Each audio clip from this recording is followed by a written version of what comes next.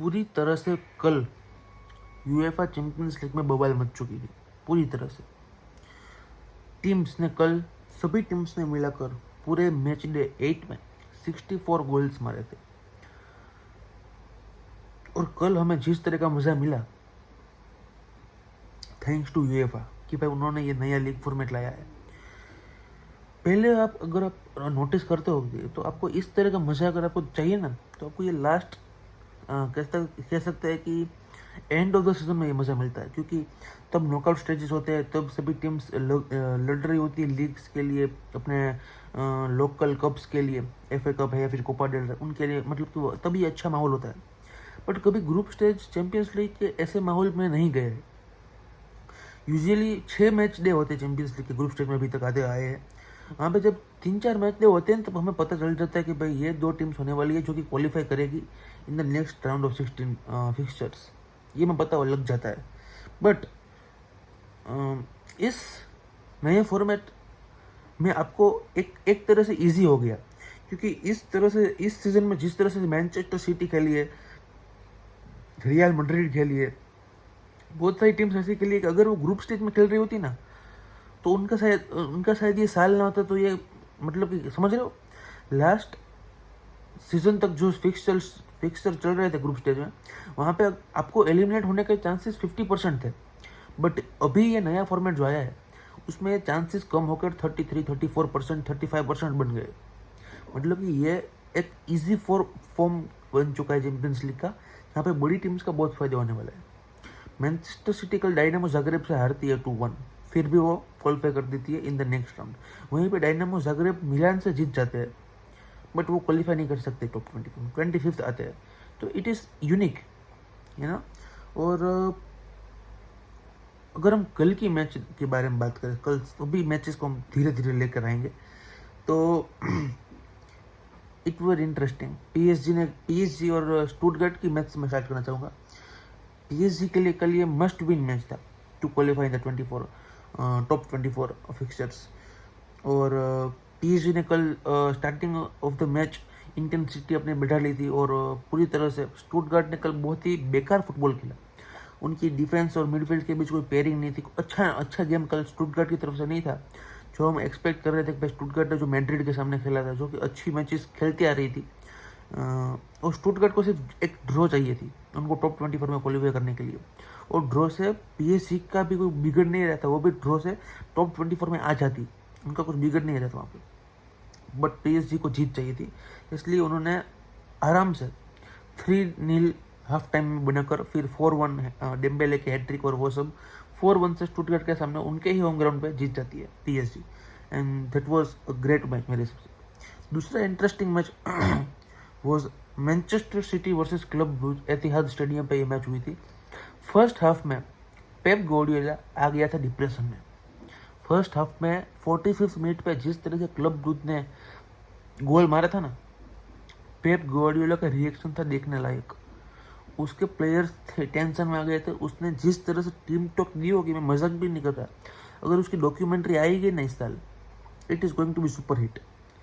उसने कुछ तगड़ी टीम टॉक दी होगी कि भाई अगर तुमने ये मैच नहीं जीती तो I am going to be out from this project. अगर तुम ये मैच नहीं जीते तो मैं रिजाइन कर दूंगा कल ही कल। और अगर तुम ये मैच मेरे लिए नहीं जीते ना, ऐसा कुछ उसने पक्का बोला होगा। और जिसके हिसाब से प्लेयर्स हो गए प्रेशर में, उन्होंने परफॉर्म कर दिया। 3 गोल सेकंड हाफ में मारकर क्लब ब्रूज को भेज दिया फिर से ब्रूज, और जीत गए और टॉप 24 में आ गए। और जिसके हिसाब से मैं क्लब ब्रूज की जो कुछ 24-25 गेम्स अनबीटन स्ट्रिक चल रही थी वो टूट गई है। और ये अच्छी बात है कि भाई मैनचेस्टर सिटी टॉप 24 में आ गई, इसलिए हमें कोई क्वालिटी टीम्स देखने को मिलेगी। ये जो फॉर्मेट होगा वो और इंटरेस्टिंग बन जाएगा, क्योंकि कल बार्सिलोना वर्सेस अटलांटा की भी मैच हुई और सभी लोग कह रहे हैं कि भाई बार्सिलोना ने अच्छा नहीं किया। सेकंड स्पॉट में आकर भी आप ऐसा कह रहे हो कि भाई बार्सिलोना ने अच्छा नहीं किया। कल की मैच की अगर मैं बात करूँ तो लोग कह रहे हैं कि भाई इंटेंसिटी नहीं थी, ये नहीं थी, पर क्या जरूरत है इंटेंसिटी की, ये बताइए आप। कल लिवरपूल की गेम देखी आपने, पीएसवी के सामने 3-1 से हारकर। ऑल्दो लिवरपूल की बी टीम थी, सी टीम थी, दैट्स डोंट, वो नहीं मान्य रखता। पीएसवी ने उनको हरा दिया, ये मान्य रखता है। और 3-1 से लिवरपूल हार गई, तो उनके फैंस ने तो ये कंप्लेन नहीं किया कि भाई दे डोंट केयर, वो टॉप आ गए, दे डोंट केयर कभी वो जीते हारे ड्रॉ करे। तो हम सेकंड स्पॉट में है, थर्ड स्पॉट पे तो नहीं चले गए, हम सेकंड स्पॉट में ही है। तो आप क्यों इतनी दिक्कत दे रहे हो भाई, अपने प्लेयर्स को इतना प्रेशर में क्यों डाल रहे हो आप?